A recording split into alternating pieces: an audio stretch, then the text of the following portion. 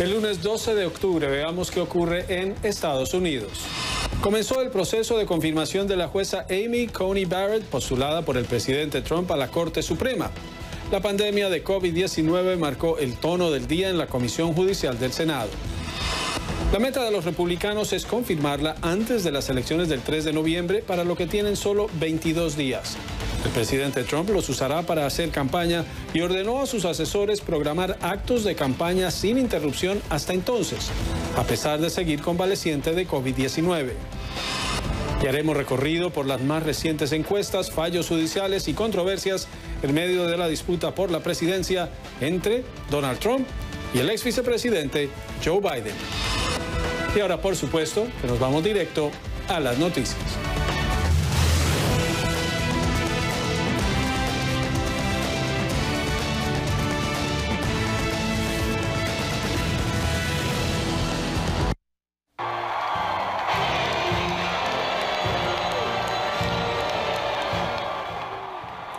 Esto ocurrió el sábado. El presidente Trump, desde su balcón ante seguidores que participaban en una jornada ese día en Washington, algunos de ellos fueron remunerados por asistir a la jornada de ese día. El presidente dijo en su discurso que se trataba de una manifestación pacífica para cumplir con las normas de distanciamiento social por la pandemia. Y es el regreso del mandatario a los actos de campaña cuando estamos hoy a 22 días de las elecciones presidenciales. Luego, en una entrevista este domingo, el presidente dijo que se hizo la prueba y que es totalmente negativo. Ser totalmente negativo es como estar levemente embarazada, pero eso fue lo que dijo el presidente de los Estados Unidos, quien regresa a los actos de campaña. Escuchemos cómo fue que lo planteó, porque además no ha presentado ninguna prueba de que ha sido sometido a prueba y de que esa prueba dio negativa. Su doctor emitió una carta en donde dice que ya no contagia a nadie, pero no ha presentado la evidencia. It seems like I'm immune, so I can go way out of a basement, which I would have done anyway, and which I did, because you have to run a country. You have to get out of the basement, and it looks like I'm immune for, I don't know. No solo dice que dio totalmente negativo, el presidente cree que es inmune, aunque no funciona así el tema de los virus en medio de no solo del coronavirus, sino los virus en general. Pero ¿a qué escenario regresa el presidente Trump? Pues el presidente llega a las encuestas que siguen manteniendo una ventaja para el ex vicepresidente Biden. Son encuestas a nivel nacional. Aquí tenemos la más reciente de la cadena ABC, el Washington Post, con una ventaja para el ex vicepresidente Biden. Ven ustedes, sigue siendo considerable, margen de error de 4%, 42 para el presidente, 54 para el ex vicepresidente. Otra encuesta de CBS YouGov en Michigan, con margen de error de 3,3, y este es un estado clave, le da 52 al vicepresidente Biden, 46 al presidente Trump. Ahí el margen es más estrecho. Y en Nevada, tienen ahora los resultados del estado de Nevada, otro estado clave también, 52 a 46, con los márgenes de error, pues está muy cerca, pero la ventaja sigue siendo para Biden a 22 días de las encuestas. Y para ustedes, seguidores del presidente Trump, quienes nos ven, no estamos diciendo que Biden ganó ni que va a ganar. Lo que estamos diciendo es que las encuestas hoy en día favorecen al ex vicepresidente Biden, pero lo importante será a partir del 3 de noviembre, aunque millones de estadounidenses ya han depositado sus votos. Ahora, el presidente Trump regresó a campaña. Le dijo a sus asesores, él quiere estar de campaña de aquí hasta el 3 de noviembre, todos los días quiere viajar. Son 22 días. ¿A dónde va esta semana? El presidente Trump estará en Florida, Pensilvania y Iowa. Hoy está en Florida. El ex vicepresidente Biden también está viajando a estados que, como ustedes ven por el color, son todavía foco de contagio. Biden está en Ohio, va para Florida, parte de esta contienda en un sistema de voto de colegio electoral en el que no es solo ganar el voto popular, o si no, pregúntenle a Hillary Clinton y a Al Gore, es ganar el voto del colegio electoral, y ahí es donde está la batalla. Nos vamos a la Florida con Ana María Mejía, quien está pendiente del primer acto de campaña del presidente Trump en la Florida, buscando el voto en ese estado. Ana María. Hola Juan Carlos, estamos en Sanford, Florida. Esto es más o menos a 30 minutos de Orlando y les voy a mostrar lo que ocurre cuando la gente intenta hacer el ingreso. Aquí les están haciendo la toma de temperatura y más adelante la entrega de las mascarillas a cada una de las personas que ingresa. Les dicen que es obligatorio ya cuando estén en el evento tener la mascarilla puesta, Juan Carlos. No vemos mucha gente en este momento porque realmente ya les dieron acceso hace aproximadamente una hora y por eso la cantidad de gente está allí. Pero sí vinieron desde muy temprano, algunos incluso amanecieron aquí porque querían ver al presidente por primera vez después de que diera positivo por coronavirus, o por lo menos que se hiciera el anuncio. Pero efectivamente, como tú lo has dicho, estará el presidente aquí en Sanford, en el aeropuerto, en Orlando, muy cerca a Orlando, y estará también el próximo jueves en Miami, mientras que Joe Biden estará mañana en Miramar, ahí muy cerca a Miami. La importancia realmente del estado de la Florida para quien quiera llevarse la presidencia. Hablamos con la gente, les preguntamos por qué quisieron estar aquí hoy y si les da miedo o no todo este tema del coronavirus y que el presidente haya resultado contagiado tan recientemente. Oigamos. No, porque han dicho que el virus es muy inteligente y se ve que es muy inteligente porque atacó a presidente Trump en vez de Biden. Entonces por eso esta multitud da algo que pensar y lo que piensa es todo el mundo que el presidente Donald Trump quiere sacar a este país de toda esta situación que tenemos, el coronavirus, el problemas con China, con el NAFTA, todo eso y todo eso nos afecta porque por eso estamos aquí. Recordemos, Juan Carlos, que Sanford era el lugar que tenía previsto el presidente para hacer uno de sus mítines de campaña antes de que diera positivo. Por eso cuando reanudó estas visitas y estos rallies, pues decidió hacerlo en el lugar que había dejado ahí en stand-by. Nos encontramos mucha gente que dijo que había estado preparada para venir la primera vez y que cuando se canceló se quedaron o no lo vamos a poder ver. Pero sí, efectivamente aprovecharon esta oportunidad donde el presidente llegará hoy y pues obviamente bajo muchos interrogantes que tienen que ver con su enfermedad, con la cura, etcétera, con todo. Pero cuando uno habla con la gente, muchísimos en la fila estaban sin mascarilla, Juan Carlos. Las normas de distanciamiento social en un estado como la Florida, que como vimos en el mapa hace unos minutos, es de los que está presentando el porcentaje mayor de contagios. Y decías, Ana María, la semana pasada, te habías quedado sin debate, pero aunque no hay debate, el presidente Trump y Joe Biden van a estar en la Florida, van a estar ustedes, nuestros colegas de CNN, allá en el sur de la Florida, bastante ocupados, aunque sin debate. Muchas gracias, Ana María Mejía, integrante del equipo de Voto Latino 2020 desde Sanford, en la Florida, con su cubrebocas como debe ser. Y hablemos del doctor Anthony Fauci, principal epidemiólogo del gobierno, quien está molesto. ¿Y por qué está molesto? Porque su voz fue incluida en un anuncio de campaña de reelección del presidente Trump. En el anuncio se le oye a Fauci decir que nadie pudo haber hecho más para prevenir la propagación del COVID. Ahí lo ven. Pero Fauci dice primero, no le pidieron su autorización o su consentimiento para aparecer en un anuncio publicitario político. Y segundo, dice, lo sacaron de contexto. Él dice a lo que se refería cuando hizo esas declaraciones era a los profesionales médicos del gobierno de Estados Unidos. Dice, no le interesa y nunca en 50 años de carrera ha respaldado a un candidato a la presidencia.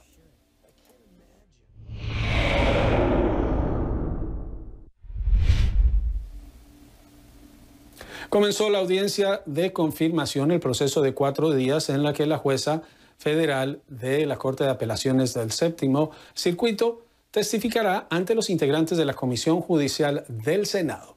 Desde allí, en el Senado, se encuentra muy temprano Ione Molinares siguiendo lo que ocurre. Ione, un día apenas de discursos en el que se tomaron más tiempo los mismos senadores para sus discursos que la invitada, que terminó hablando antes de lo anticipado por problemas técnicos, pero la jornada concluyó. Sí, y es un día que es básicamente a un abrebocas, Juan Carlos, porque ya el presidente de la Comisión Jurídica del Senado dijo que van a ser días largos y le advirtió a todo el mundo que se preparen, porque obviamente esto es un calendario muy intenso, más rápido de lo que normalmente se hace para la confirmación de un designado del presidente de la Corte Suprema de Justicia. Pero ya los republicanos dejaron en claro que ellos saben, o ellos consideran que este es un proceso legítimo. Aquí está.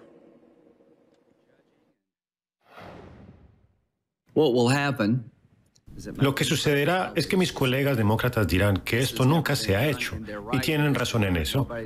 Nadie ha sido confirmado en un año electoral después del mes de julio. La magistrada Ginsburg dijo, cuando se le preguntó esto hace años, que el presidente trabaja 4 años y no 3. No hay nada inconstitucional sobre este proceso. Es una vacante que ocurrió tras la trágica pérdida de una gran mujer.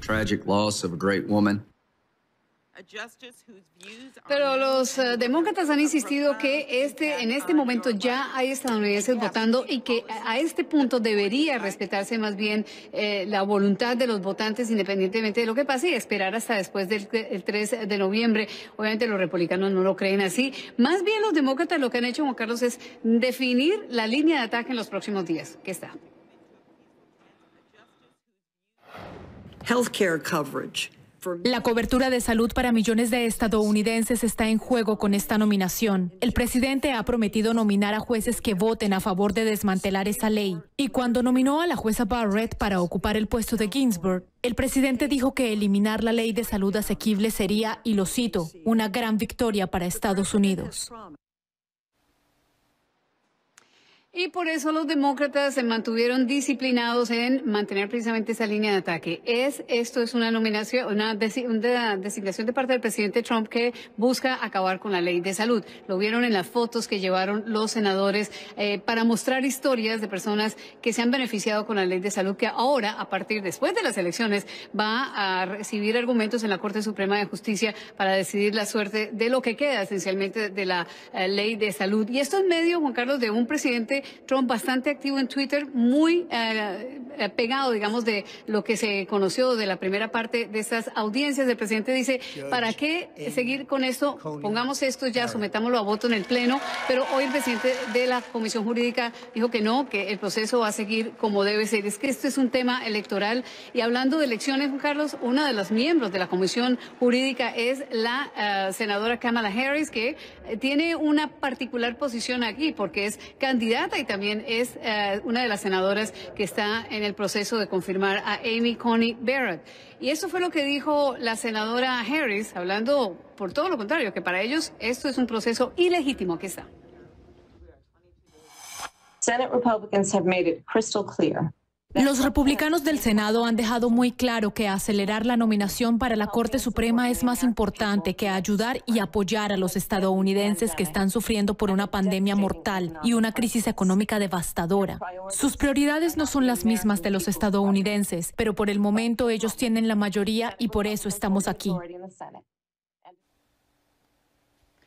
Bueno, la jueza Barrett escuchó todo este desfile de comentarios de parte de los senadores hasta ya la última parte de esta sesión de hoy y lo hizo cubierta con una mascarilla y además pues habló de lo que es su visión conservadora y también dejó en claro que ella considera que va a pegarse a la interpretación de la ley como debe ser y no por asuntos políticos. Veremos, pero eso es lo que dice, le dijo hoy a los senadores. Aquí está.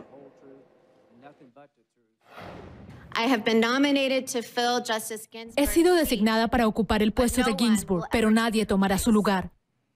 Siempre estaré agradecida por el camino que ella marcó y la vida que llevó. De ser confirmada, sería el honor de mi vida servir al lado del presidente de la Corte y los 7 jueces. Los admiro a todos y los consideraría unos colegas muy valiosos. Puede que yo traiga nuevas perspectivas a la Corte, como lo anotó el presidente cuando anunció mi designación. Amy Coney Barrett, Juan Carlos, cubierta con la mascarilla, solamente se la quitó para su intervención. No así, y esto es algo que ocurrió el día de hoy que ha causado bastante controversia, es el senador Mike Lee, que nada más hace 10 días había dado positivo al coronavirus, llegó diciendo que ya tenía digamos el permiso de los médicos para poder llegar ahí a ese recinto, y llegó sin mascarilla después de haber dado positivo. Seguramente él dice que ahora ya no es, ahora es negativo, pero eso abre una cantidad de preguntas sobre si realmente los republicanos se están tomando en serio, mucho más cuando están en un recinto cerrado, y así van a estar por los próximos días. El presidente de la comisión dice que sí, que se están respetando todos los protocolos de seguridad. De todas formas, esto va a ser un proceso bastante largo y los votos básicamente están asegurados para la jueza. Juan Carlos. Por lo menos en comisión, pero la tradición es que aún si la rechazaran en comisión, de todas maneras enviarían la postulación al Pleno, que es donde viene el proceso siguiente. Faltan todavía 3 días más, estarán hasta el jueves en esto. Y destacabas que la jueza tenía el cubrebocas y lo tuvo y solo se lo quitó para hablar, pero el día que la postularon en el Jardín de las Rosas, ese día no lo tuvo, ni ella ni su familia, y de ahí salieron muchos contagiados. Y para destacar que ella, cuando siendo profesora, todavía no era magistrada, le preguntaron sobre la postulación de Merrick Garland durante el gobierno de Barack Obama y dijo que no estaba de acuerdo, que en año electoral no se debía postular a un juez y no se debía cambiar el equilibrio ideológico de la Corte. Scalia, para quien ella trabajó, el magistrado era conservador, Merrick Garland moderado, centrista, considerado liberal, y ella dijo que no, que debían nombrar otro conservador, pero ahora ella, que es conservadora, está aceptando la postulación para el cargo que ocupaba Ruth Bader Ginsburg, progresista de la Corte. Así es la política. Muchas gracias, Ione Molinares, desde el Capitolio. Pero, ¿qué es lo que está ocurriendo y por qué es importante? Vamos a repasar el proceso que debe seguir la jueza Amy Coney Barrett para llegar a integrar un tribunal que es el pilar de uno de los 3 poderes del sistema de gobierno de Estados Unidos, independiente como es el Poder Judicial. El informe es de Edwin Giraldo. Desde que la Corte Suprema de Estados Unidos fue establecida en 1789, los presidentes han enviado al Senado 163 nominaciones para su revisión y confirmación. Desde entonces, 126 jueces han sido confirmados. A partir del 12 de octubre, la Comisión Jurídica del Senado avanza en el proceso para la jueza de apelaciones por el séptimo circuito, Amy Coney Barrett, magistrada designada por el presidente Donald Trump para la vacante actual tras la muerte de Ruth Bader Ginsburg. En pleno año electoral, el debate se concentra en el balance ideológico de la Corte, que durante los últimos años tuvo una mayoría conservadora de 5-4, con especial relevancia de John Roberts, el magistrado que preside la institución. Roberts es un juez conservador, pero en ocasiones ha fallado con el bloque progresista, como sucedió en 2012 en una demanda con los republicanos contra la ley de salud, conocida en Estados Unidos como Obamacare. Algunos de los fallos más relevantes de 2020 muestran la importancia de este equilibrio. El 15 de junio, la Corte determinó que el título 7º de la Ley de Derechos Civiles, que prohíbe la discriminación laboral, también cobija a gays, lesbianas y personas transgénero. Roberts y el también conservador Neil Gorsuch votaron con el bloque progresista. Resultado, 6-3. El 18 de junio, el tribunal aseguró que el gobierno de Donald Trump no podía terminar el programa de acción diferida para los llegados en la infancia, conocido como DACA, porque hubo errores en el trámite y la justificación de sus razones bajo la legislación federal. Roberts votó con el bloque progresista. Resultado, 5-4.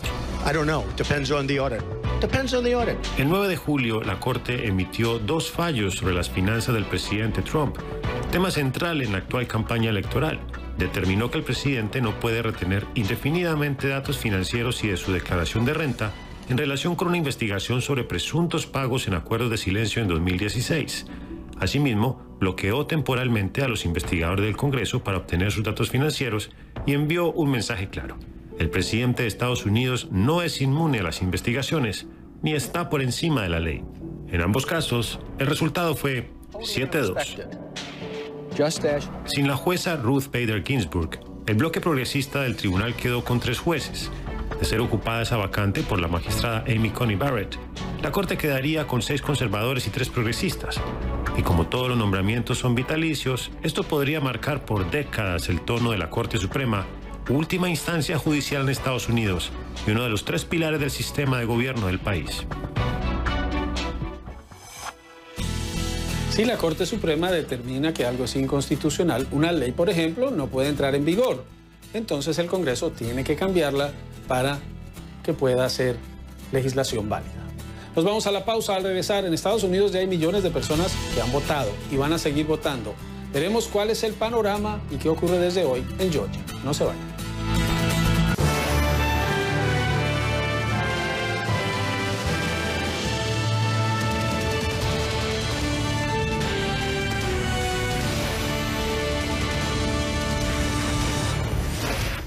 Aunque las elecciones en Estados Unidos son el 3 de noviembre, dentro de 22 días ya millones de personas han depositado su voto.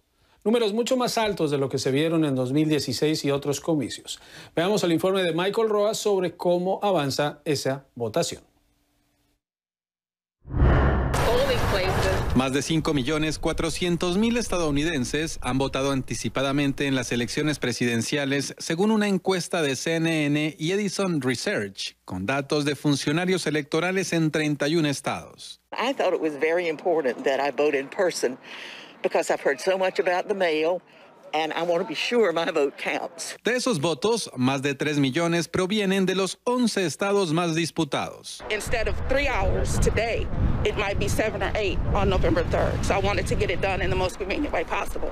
En tanto, la consultora Catalyst analizó casi 4.500.000 votos emitidos en 27 estados. Sus datos arrojan que, a nivel nacional, los demócratas están votando anticipadamente en masa y que representan más de la mitad de los sufragios emitidos hasta el momento en estados donde hay datos disponibles. Catalyst es una compañía que provee análisis de datos y otros servicios a los demócratas, a académicos y a organizaciones sin fines de lucro que promueven distintas causas.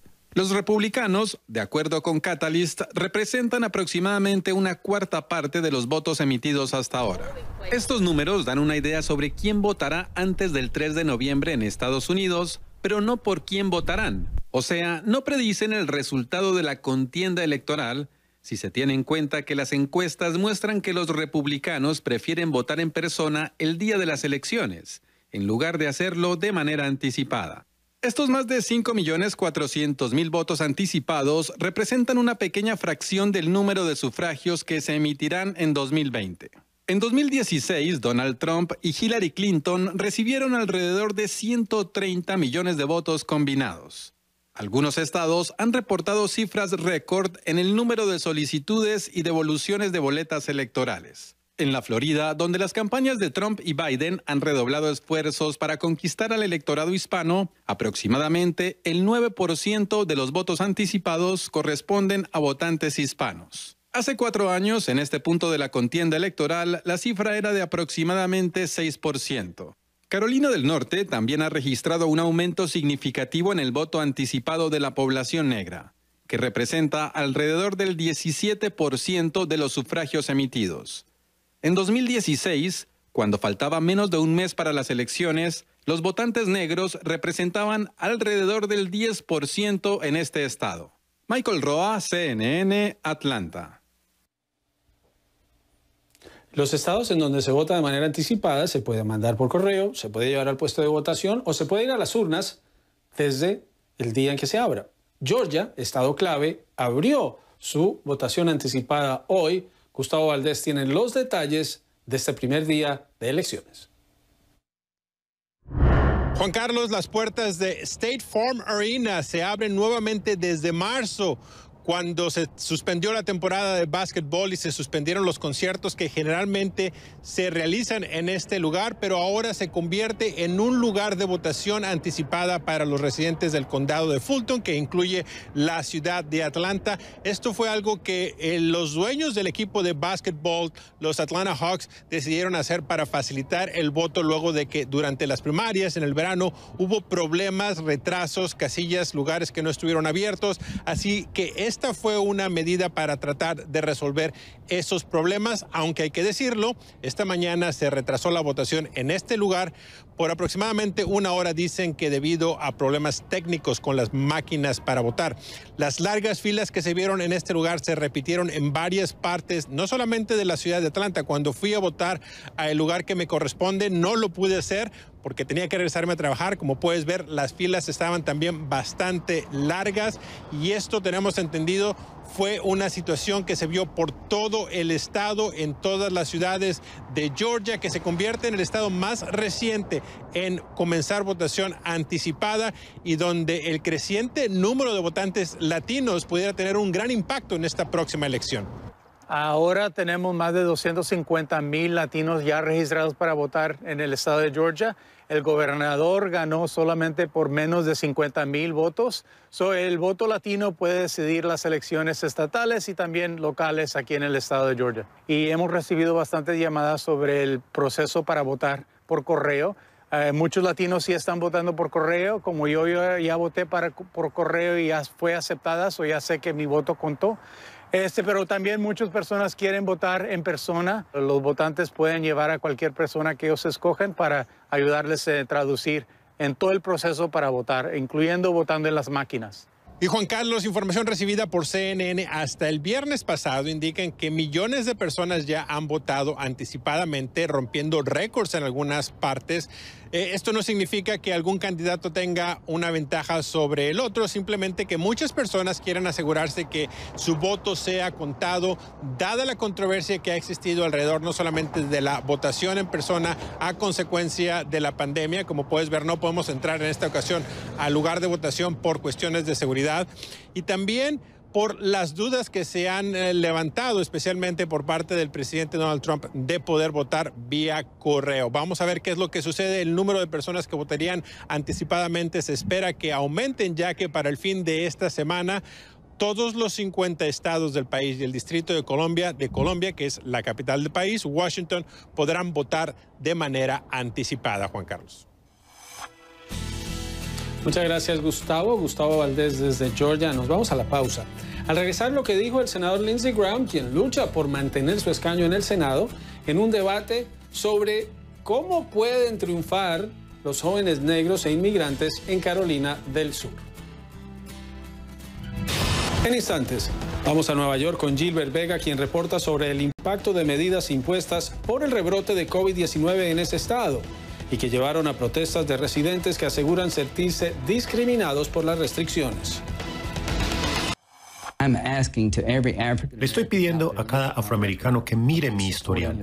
Yo he apoyado las universidades negras y estoy feliz de que el presidente Trump las hiciera algo permanente. No tenemos que estar suplicando por fondos cada año. A mí me importa todo el mundo. Si eres un joven afroamericano, un inmigrante, puedes ir a cualquier lugar en este estado. Solo tienes que ser conservador y no liberal. Solo pueden ir a donde quieran en el estado, no necesariamente que físicamente se puedan desplazar, sino que pueden triunfar, porque venía hablando del senador Scott, venía hablando de Nikki Haley, también inmigrante, quien representó a Carolina del Sur como gobernadora y fue embajadora en la ONU. Pero según él, para poder avanzar en ese estado, no se puede ser progresista o liberal, se debe ser conservador.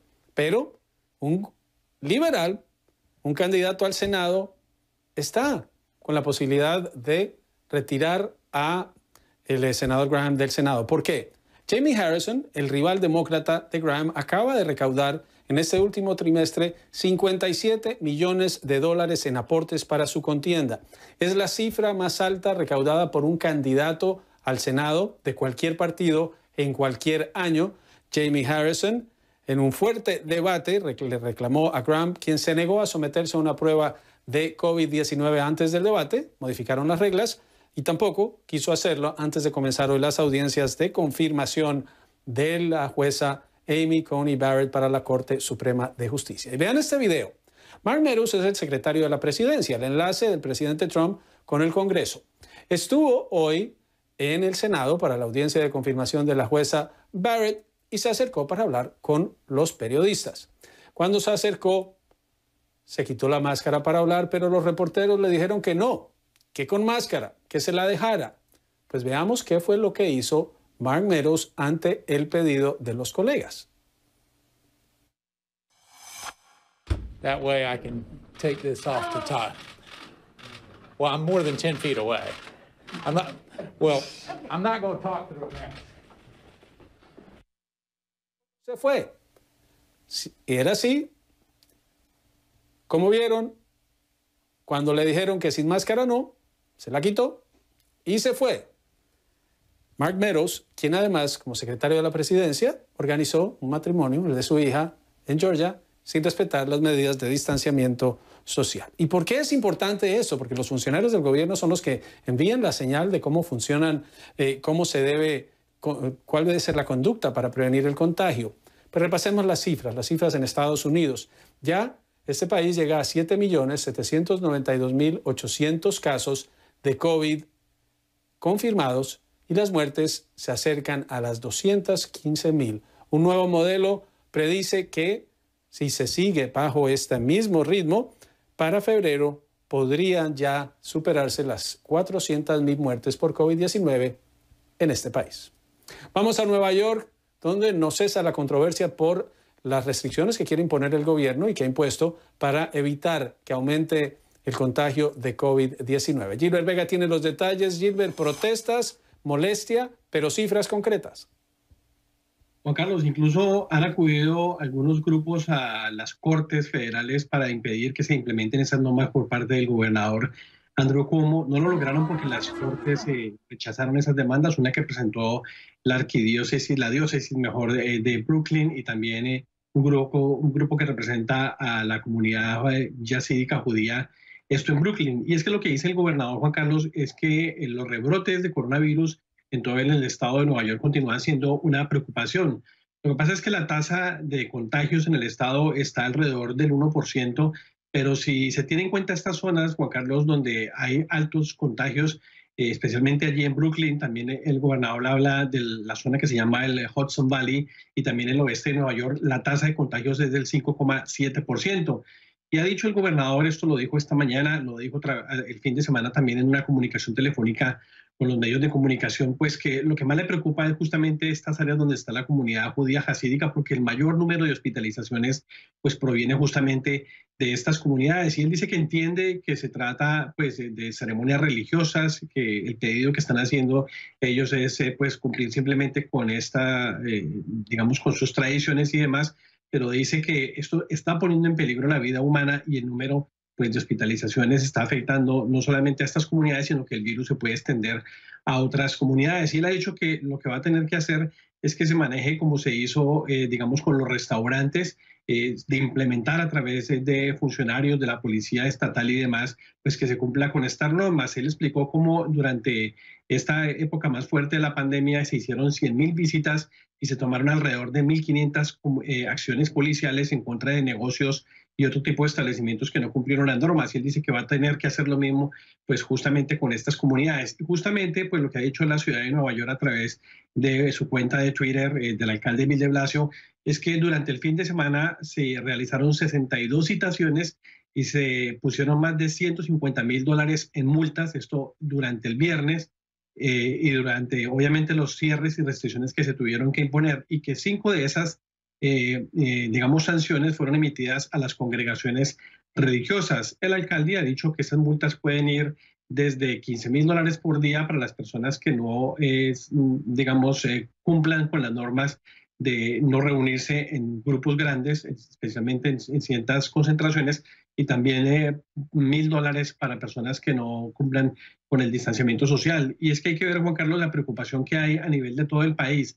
31 estados muestran una tendencia al alza de nuevos casos, eso comparado con la semana anterior, si se hace un análisis de los datos de la Universidad Johns Hopkins, y en 9 estados se tuvo un registro récord de hospitalizaciones el domingo, esto según un proyecto que hace un rastreo de los casos de COVID en todo el país. Estamos hablando de que 9 estados como Arkansas, Kansas, Missouri, Montana, también Nebraska, Dakota del Norte, Oklahoma, Wisconsin y Wyoming, pues estos estados tuvieron un récord de hospitalizaciones durante el fin de semana, así de que las autoridades insisten en que se debe seguir con las normas para evitar que estos contagios sigan aumentando y no se cumplan esas proyecciones de las que usted hablaba, Juan Carlos, de que se podría duplicar el número de muertes si continúa esa tendencia de aquí hasta febrero. Muchas gracias, Gilbert Vega, reportando sobre lo que viene y esta época invernal que preocupa a los epidemiólogos. Nos vamos a la pausa, pero antes les contamos que hay noticia de último momento. Falleció Roberta McCain. Era la mamá del senador John McCain. Recuerdan, él falleció en 2018 a los 81 años luego de padecer un cáncer cerebral. La señora McCain falleció a los 108 años de edad. Estuvo en el funeral de su hijo. Su nuera, la viuda de John McCain, anunció su fallecimiento. Ya volvemos.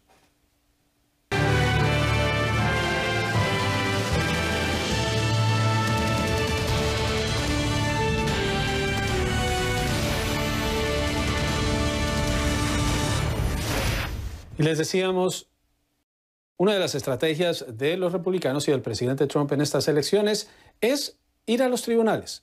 Han demandado la forma en que se procesa el voto en algunos estados, pero ya hubo un fallo. Un juez federal en Pensilvania, quien fue designado en el cargo por el presidente Trump, rechazó una demanda de los republicanos para declarar en el estado inconstitucionales los buzones de votación para quienes no quieren ir a la oficina del correo o mandar su voto por el correo, por el servicio postal. Pues no solo el juez rechazó los argumentos y dijo, no solo tienen que demostrar que hay fraude, no solo decir que lo puede haber, sino con evidencia. En California, mientras tanto, la controversia es distinta porque allí han instalado buzones que no son oficiales, pero que pueden funcionar como tal. La diferencia es que no deben decir que son buzones oficiales si no lo son, pero sí pueden recaudar los votos. La controversia no termina. Y esto es en medio de un debate sobre la posible intimidación a votantes. Veamos un informe de Miguel Ángel Antoñanzas sobre lo que puede ocurrir desde acá hasta el 3 de noviembre.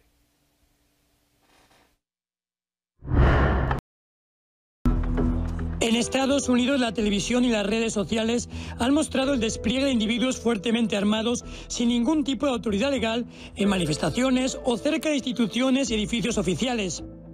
Es algo normal a pesar de que es ilegal en los 50 estados. Grupos armados se han visto incluso dentro de la legislatura de Michigan para protestar contra las medidas de prevención sanitaria implementadas por la gobernadora demócrata para combatir el COVID-19. Pero ahora preocupa que también aparezcan elementos armados en los centros de votación, lo que podría intimidar a los electores. Lo cierto es que el mismo presidente Donald Trump animó a sus seguidores a presentarse en los colegios electorales y vigilar muy de cerca el proceso. Go into the polls and watch very carefully. Lo dijo en el debate con su rival demócrata Joe Biden. Trump insiste sin pruebas y como hizo también en los comicios que lo convirtieron en presidente, en que el sistema electoral está amañado. Sin embargo, la verificación de datos de CNN muestra que no es cierto, ya que el fraude es muy raro en las elecciones de Estados Unidos. Aún así, Trump lo repitió en este tuit, donde dice que estas serán las elecciones más corruptas de la historia del país. Para evitar una posible intimidación, el Instituto de Derecho para la Defensa y Protección de la Constitución de Georgetown publicó un manual para el votante estadounidense. El instituto muestra algunos casos de intimidación electoral. Algunos ejemplos: exhibición de conductas violentas dentro o fuera de los sitios de votación. Enfrentarse a votantes cuando se visten ropas de uniforme tipo paramilitar. Interrumpir las filas de espera o bloquear la entrada del centro de votación. Seguir a votantes en su camino al centro electoral, dentro de este o cuando salgan. Cualquier tipo de amenaza verbal. Dar información falsa sobre fraude electoral o requerimientos del voto. Y acosar a votantes e interrogarlos agresivamente sobre sus calificaciones para votar. Pero si usted observa una situación parecida a esta, ¿qué puede hacer? El instituto da los siguientes consejos. Si ve un grupo armado cerca del colegio electoral, debe documentarlo y obtener esta información para reportarlo posteriormente. ¿Qué hace ese grupo? ¿Qué tipo de armas llevan? Si llevan algún tipo de insignia, cartel o bandera que los identifique. Si parece que están coordinando sus acciones o patrullando como si pretendieran ser miembros de las fuerzas del orden. Si paran o hablan con gente fuera de su grupo.